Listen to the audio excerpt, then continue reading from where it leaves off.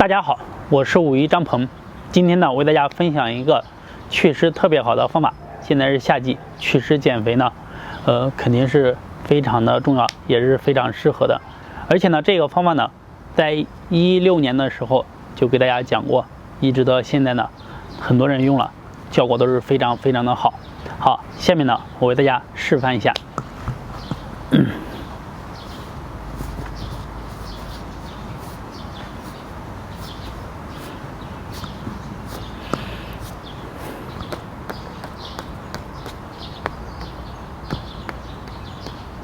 好，大家可以看到，我就是在做一下小腿的按摩和疏通，然后敲打一下小腿，效果有多好呢？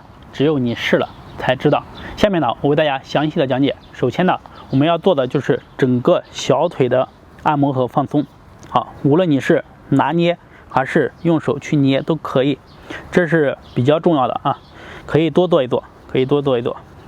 好，我们可以把这个放在这里，放在自己腿上。是比较放松的。好，拿捏一下小腿。当然了，我放在地上其实也可以的，或者是你坐在那里做也可以。好，做好了以后呢，我们小腿放松，你感觉差不多，怎么做呢？把手空心拳，然后敲打哪里？敲打小腿的正中间。好，你可以看小腿正中间这个地方敲的时候是非常的酸，非常的痛啊，尤其你湿气比较重的，开始的时候力度要轻一点啊，力度轻一点。再给大家看看小腿的正中间。好，我喜欢放在这里敲比较舒服。好，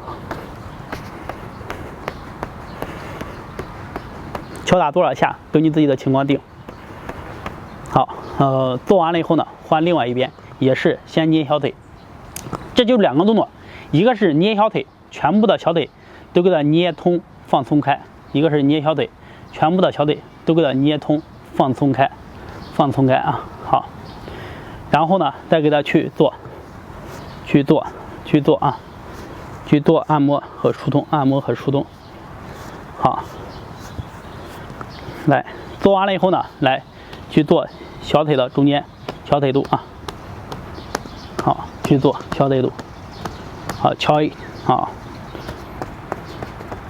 为什么呢？效果非常好呢？当我们敲中间的时候，它有个承山穴，承山穴呢，就是我们祛湿减肥效果是特别好的一个位置，一定要坚持给它敲开。